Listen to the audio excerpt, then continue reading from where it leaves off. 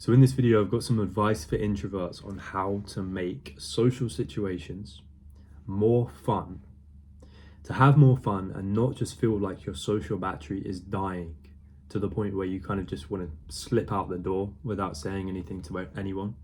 Because I've been in that position many times where social events just start to feel like a bit of a chore, something that you're doing kind of, maybe you're doing it as a favor to someone else, or you feel like you have to, but you're not really enjoying yourself. Social battery is one of my biggest problems growing up. Social battery referring to the idea that introverts only have like a certain amount of social energy before we kind of just crash and, like I said, just kind of want to leave without saying anything. On top of all the anxiety and fear that I had growing up, because I was quite a nervous kid, this was just something extra on top of it, something extra I've got to worry about. Like, I have a finite amount of social energy, and oftentimes I just really wouldn't enjoy social situations as a whole and would make excuses to not have to go to things because not just of this fear, but because of this like limited amount of social energy I have. So we're specifically going to talk about how I found out we can extend this, and also something which simultaneously is going to bring maybe a lot of the fun that you've lost back into these social situations. Like, you know, maybe how you felt when you were a kid, before things started to become like quite heavy, before you were wrestling with like feelings of social anxiety. We're going to talk about how to make these conversations more fun, and also not just more fun for you, for the other person. So the idea that I want to talk about starts with this kind of belief that I held for years, which is that kind of being a good conversationalist is all about making the other person like the focus. Like, maybe you've heard this in books.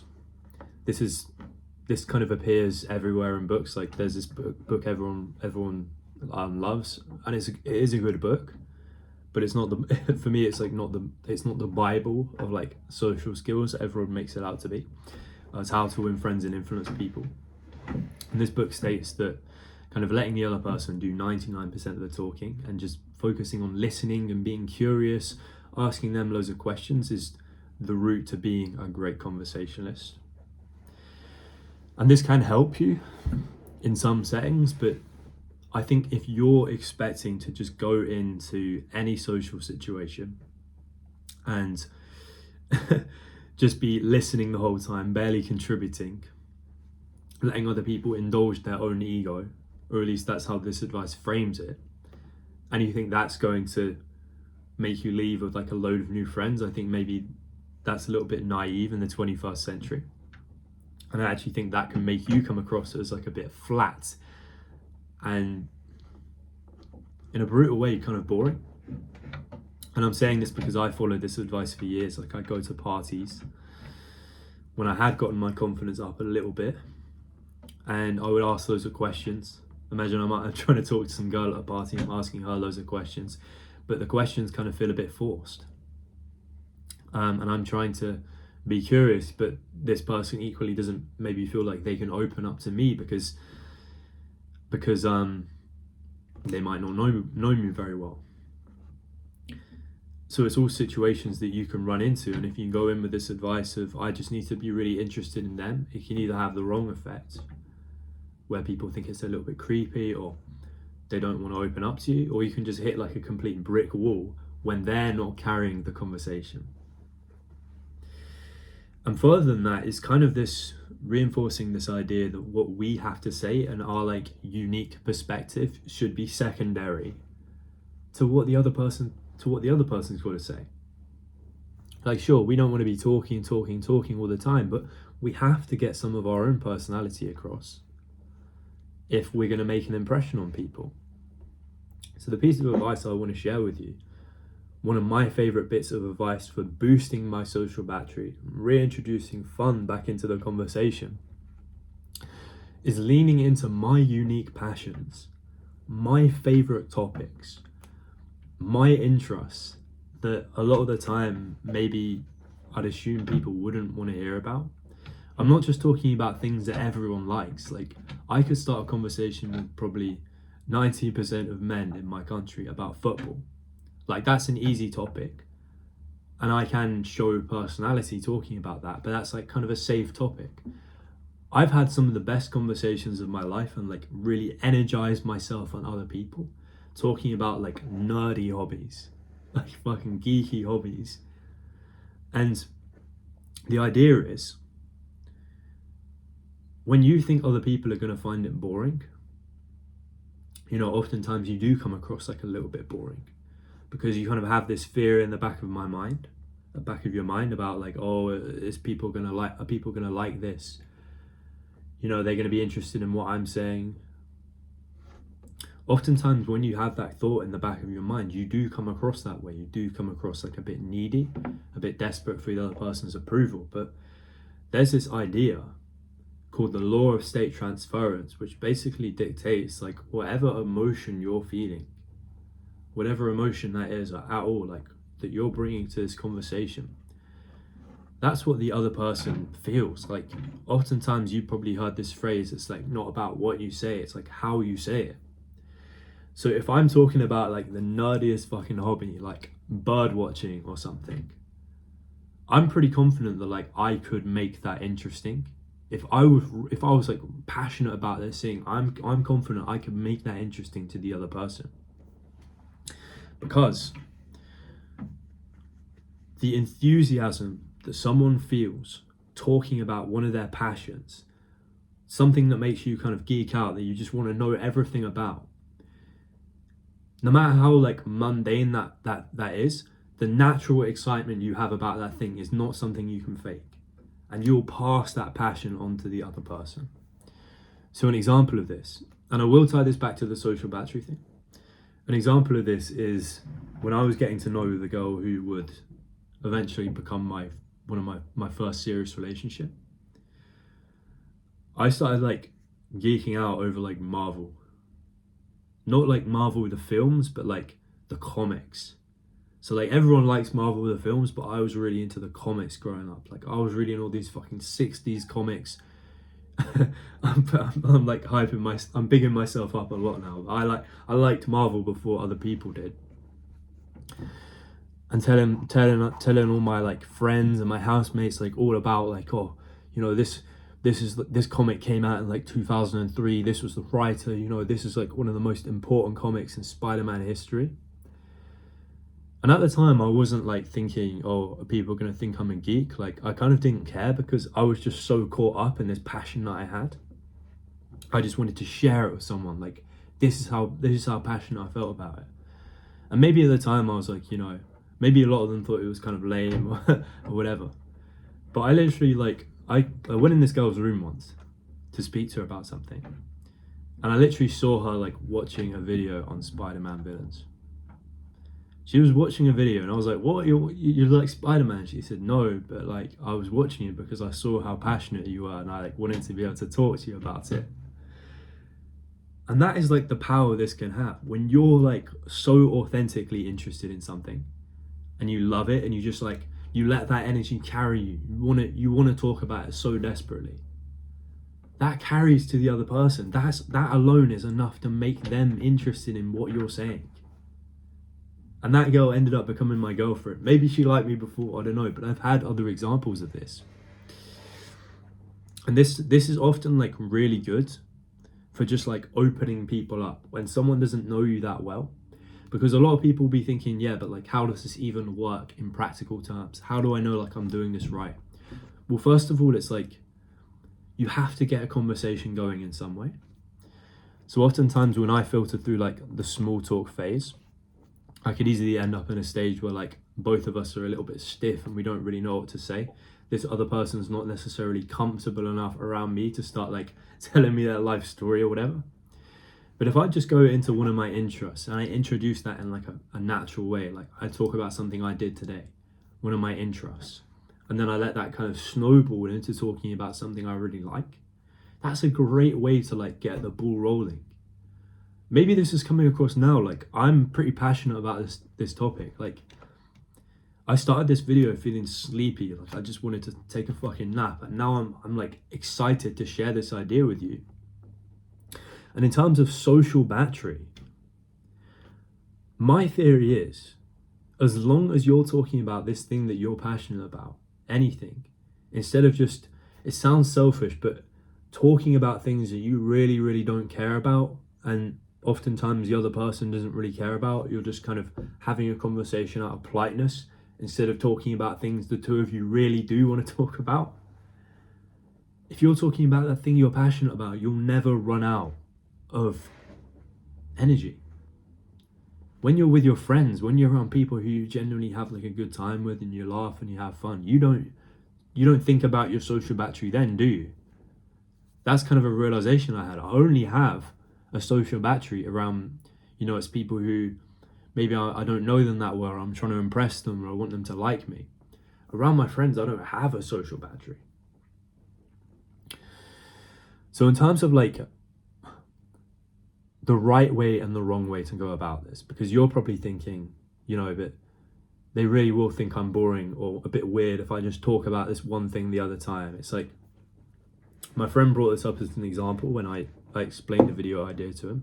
He talks about this character called Rick, of Rick and Morty, called like Gearhead or something. And apparently, like every time he appears, he just talks about like wars on the planet Gear. Like he becomes known for just like going into like mundane amounts of detail and just talking about this one thing when no one really cares. We want the conversation to be two-way somewhat. We have to like use our common sense, leave some breathing room for the other person to contribute, and don't fixate on like really irrelevant things. Like I could tell a story tomorrow about like, I don't know, this is just a random thought. I went to a theme park, and someone else might be happy to hear about that. But if I start honing in on things and going into way too much detail, and I spend like, I'm not saying anyone would actually do this, but just actually I have met a few people who've done this. They want to spend like the first minute of the story like telling me about like the car ride to this theme park instead of just cutting to like the fun stuff. We kind of have to use our better judgment there. Like people don't want to hear about that. But in terms of like the right way to go about this, because again, you're probably thinking like, if I start going on about like Final Fantasy or something, not everyone's going to respond well to that, and they might think I'm a bit of a geek. And some people might. This isn't necessarily going to work on everyone. This isn't going to make everyone your friend. I've had a pretty good experience with it, because I think I've gotten to the point where I can like remove the doubt in my mind. Like if I find it interesting, then I'm pretty confident I can make it sound interesting to someone else. But a lot of what's right or wrong about this comes down to intention. What's the intention behind your words? Are you genuinely doing it because you're just getting carried away with excitement about what you're talking about? Or are you doing it because you... I'm just making this connection in my head. Everyone's talking about this word like LARPing, which is kind of like pretending to be a fan of something. I don't know. Or like taking some kind of like, it could be like a piece of media or entertainment or something you think is going to impress people with like, you have like niche knowledge on this thing, but really you're pretending. And using it to impress people. It's kind of like that. If I started going on about like Spider-Man comics or something,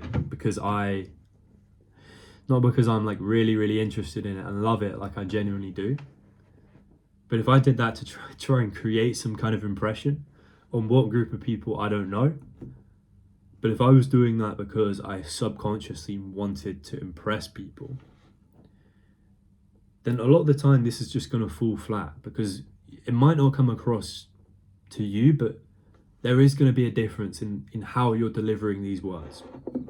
And a good example of this that's just come to mind is when I was about 14, I started to really love basketball. NBA, the Chicago Bulls became my team. And I come from a country where no one gives a fuck about basketball. Everyone loves football. I didn't like football growing up. And when I learned about basketball, I wanted to tell everyone. I wanted us to talk about basketball. I wanted to steer the conversation towards NBA. But the thing is, my intentions were off. And I thought about this a lot because I used to think like, oh, people just kind of like shat on my passion. They didn't want to hear about basketball. They're selfish. But I think one of the reasons I really clung to this interest in basketball is because I kind of thought like football is shit. Why does everyone like football? They should like basketball instead. And I kind of maybe wanted to come across as like a little bit different. Maybe I had like an interest in it because it makes me somewhat unique, or it gives me some kind of status or some moral superiority for liking this thing that no one else really knows about around here. And I think that came across in like my demeanor and the way I would talk about it. Like maybe this like little sense of superiority I felt about it. And people did kind of like take the piss out of me and bring me down. And at the time I was like, you know, maybe some of that was unfair, but I know now that maybe my intentions were not just to talk about this thing I really liked, and more for the purposes of trying to create this impression. So maybe you're kind of like starting to see like the difference can be kind of subtle, but those things that you really love, you will be able to like carry a good conversation about them and talk about them for hours. Like, I guess a good example is like people who go on podcasts. Like, imagine the last guy on the Joe Rogan podcast. I haven't listened to that podcast in a while, but maybe someone who went on to talk about UFOs. He could literally like talk about UFOs for 3 hours, uninterrupted, without stopping, because that's how much he loves the topic. You always have like an unlimited amount of words and energy for the things you're passionate about. And I think what those things are should be pretty clear to you. I'm trying to think of what else to say. I guess the last thing I would say is I truly believe that you can make anything sound interesting. Like if you're a little bit insecure about something you really like and whether people are going to connect with that, because not everyone will, just to be real with you. But you could try this experiment where like you could talk about something like really ordinary. Just get into a conversation about like, I don't know, like a biro pen with someone. You'd be like, just as a little experiment, try and talk it up. Try and like, it might sound like you're trying to fake enthusiasm, but I feel like faking enthusiasm sometimes leads to like, it's kind of like a gateway to like passion and genuine appreciation. Like I could talk to you for the next 5 minutes about why I love this biro, why it's like the best type of pen. And I think if you gave me like a little bit of time, you could have other people like, I could have other people like a little bit excited about this biro as well, or at least like engage with me in the conversation. So maybe that's like a fun experiment you can try just to see if this works for you. But yeah, that's been the video.